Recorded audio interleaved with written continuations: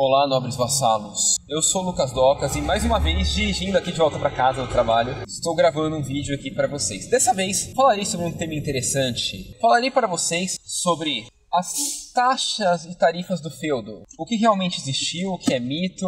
Nesse caso não só taxas e tarifas, mas regras também, leis do feudo. E o que elas representavam de verdade na Idade Média. Antes de tudo, esse vai ser um vídeo bem polêmico. Então, se você ainda está estudando, está na escola, está prestando vestibular ou coisa assim, ou até está numa faculdade de história, mas se precisa falar exatamente o que é pedido pelo MEC, por favor, não leve em consideração esse vídeo, porque o que eu vou falar aqui vai contra diretamente o que o MEC diz sobre a Idade Média. Não quer dizer que esteja errado, quer dizer apenas que não é a mesma explicação que o MEC segue. Então, como o critério de avaliação é ser a mesma, provavelmente vão te dar errado se você utilizar essa resposta minha. Lógico, nada impede vocês usarem isso numa redação ou outra coisa que não tenha nada a ver com a matéria de história em si. Neste caso, não teria problema nenhum. Mas então, sobre as taxas, tarifas e leis do feudo. Primeira coisa, o feudo, como eu já li num artigo medievalista aqui, há muito tempo atrás, nada mais é do que uma propriedade. Sim, feudo significa propriedade em língua arcaica. Então, o feudalismo, não levando as babaquices e maluquices que podem falar para vocês aí, com base nessa explicação, significa o poder da propriedade privada, poder da propriedade, ou um modelo político baseado na propriedade.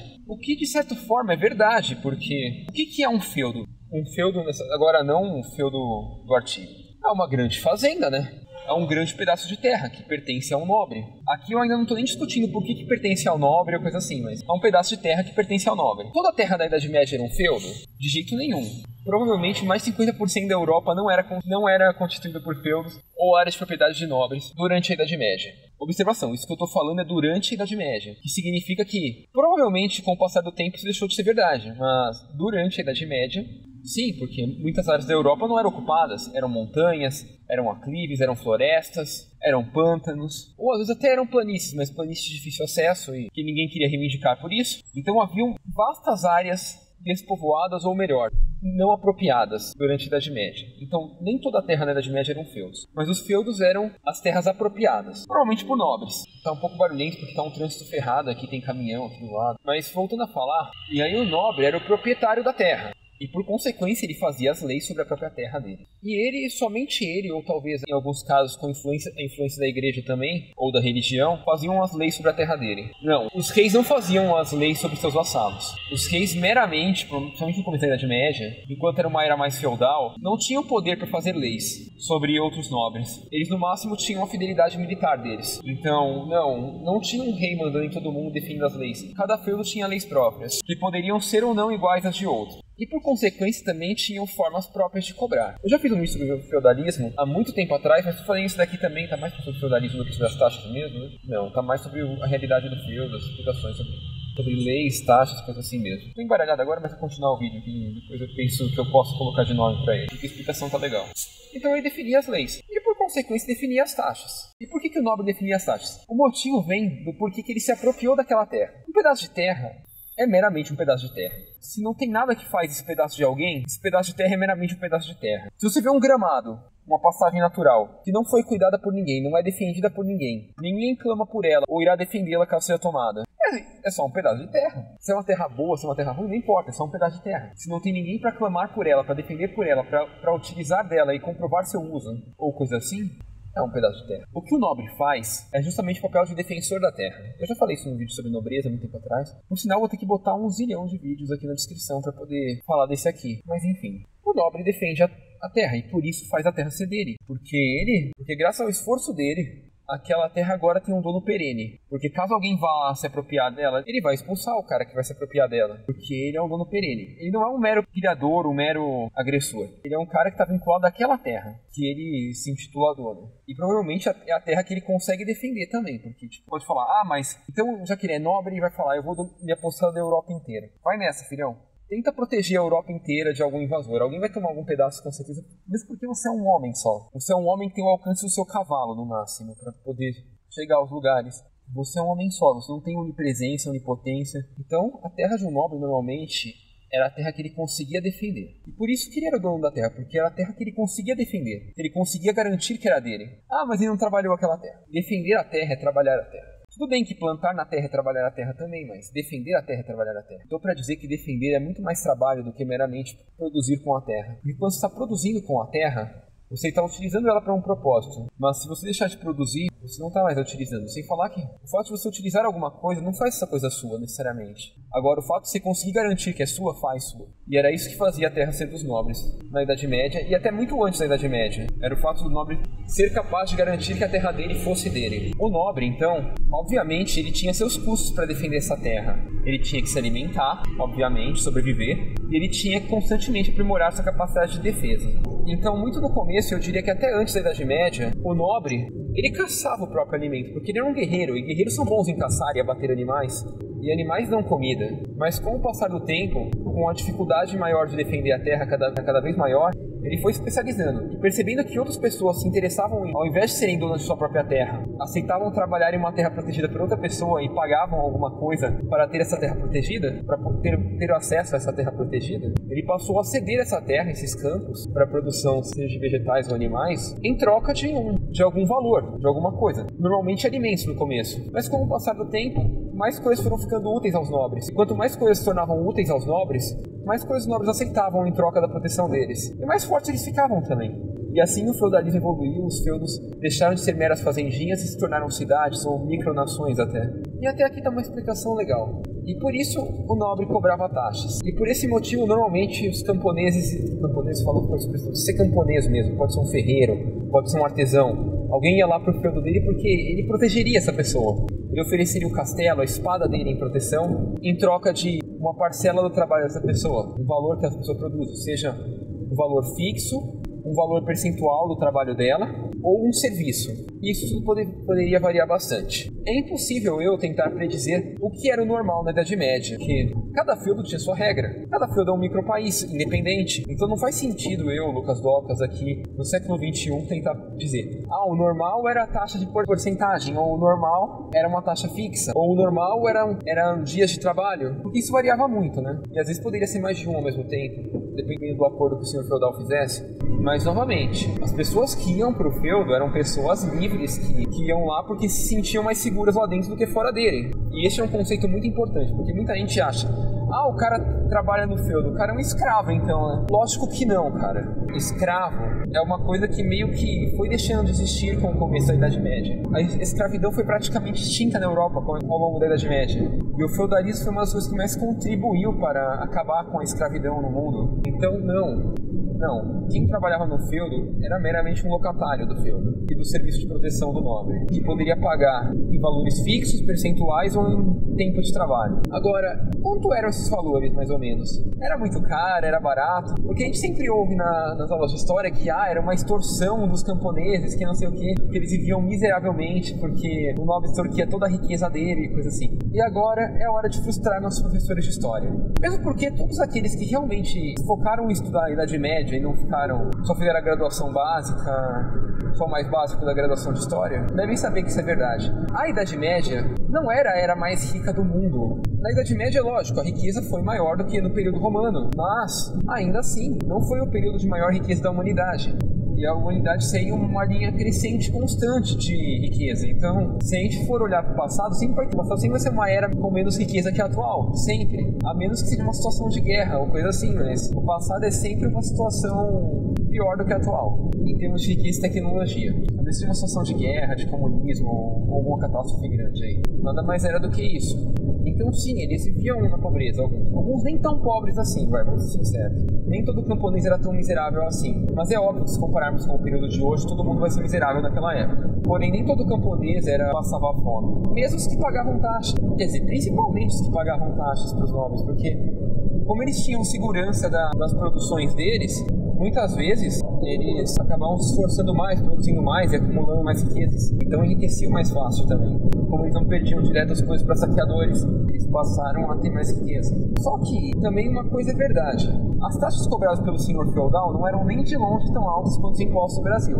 Ou sequer os impostos em outros países, que cobram menos que o Brasil. Mas o que você está falando, Doc, você pode dizer? O que eu estou falando é o seguinte: os impostos no Brasil são caros. Isso é mais do que óbvio, né? Não são um gênio para saber que imposto no Brasil é caro. Mas se vocês lembram, a Globo teve uma novela há algum tempo atrás chamada Quinta dos Infernos, que era sobre a Inconfidência, né? E naquela época que o imposto era maior do que na Idade Média, ou as taxas eram maiores que na Idade Média, eles estavam xingando pra caramba porque tinham que pagar 20%, que era um quinto da renda. Estavam xingando porque tinham que pagar 20% de imposto. Hoje a gente paga mais de 50% da nossa renda em imposto. Quer dizer, alguns pagam menos que isso, outros pagam mais. Quem é contratado no regime CLT hoje paga aproximadamente de imposto total sobre a renda, considerando o consumo, considerando os encargos, toda a caralhada aí da vida, paga aproximadamente 3/4 da renda.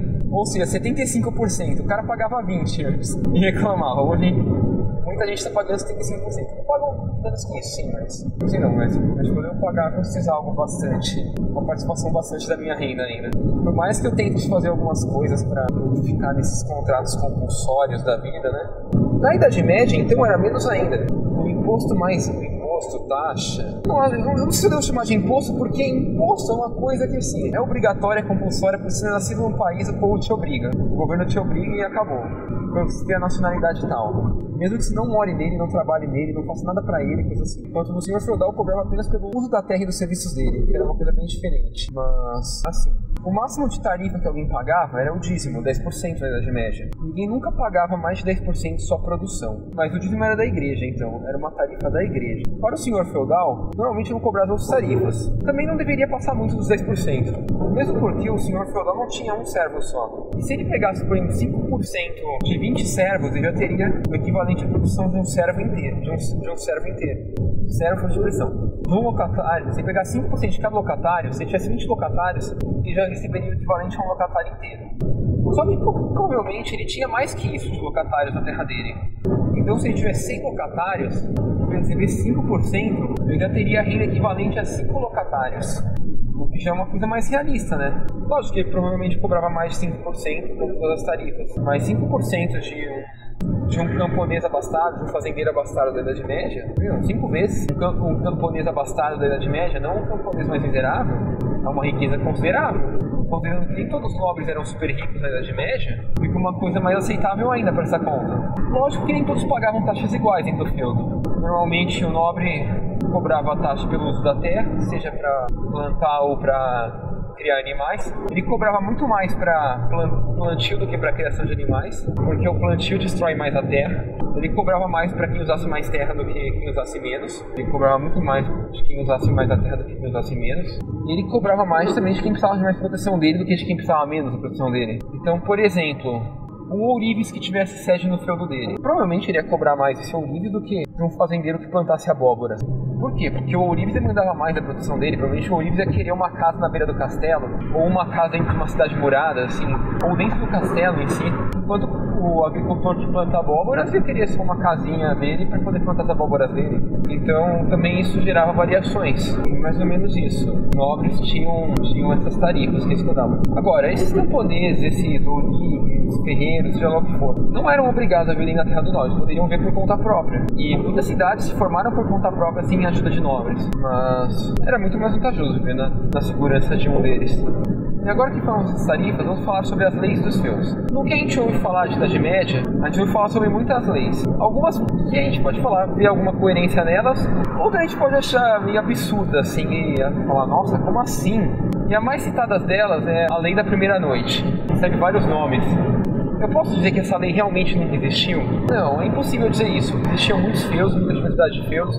Tentar dizer isso é prepotência e eu não sei de tudo. Se existiu ou não, não era o normal. Mesmo porque não fazia sentido ficar assim na primeira noite com a dama de cada mulher, quando o nobre tinha, pra ele era importante se reproduzir. Pra ele era importante ter filhos com a própria mulher dele, porque isso definiria herdeiros pra ele, guerreiros pra ele, coisa assim. Então não fazia muito sentido ele querer ficar com a mulher dos camponeses, sendo que, além de tudo, corria o risco de gerar um filho bastardo ali, que poderia brigar com os dele. Então isso pode ser até que existiria algum feudo, coisa assim, mas é uma coisa completamente ilógica, porque o nobre tem todo o incentivo do mundo para proteger os filhos dele, para ter mais filhos, para ter mais guerreiros e mais herdeiros, e para eventuais perdas. Então não fazia sentido ele tentar se reproduzir com outras mulheres, que não a dele. Além disso, nós temos a lei de contribuição de guerra.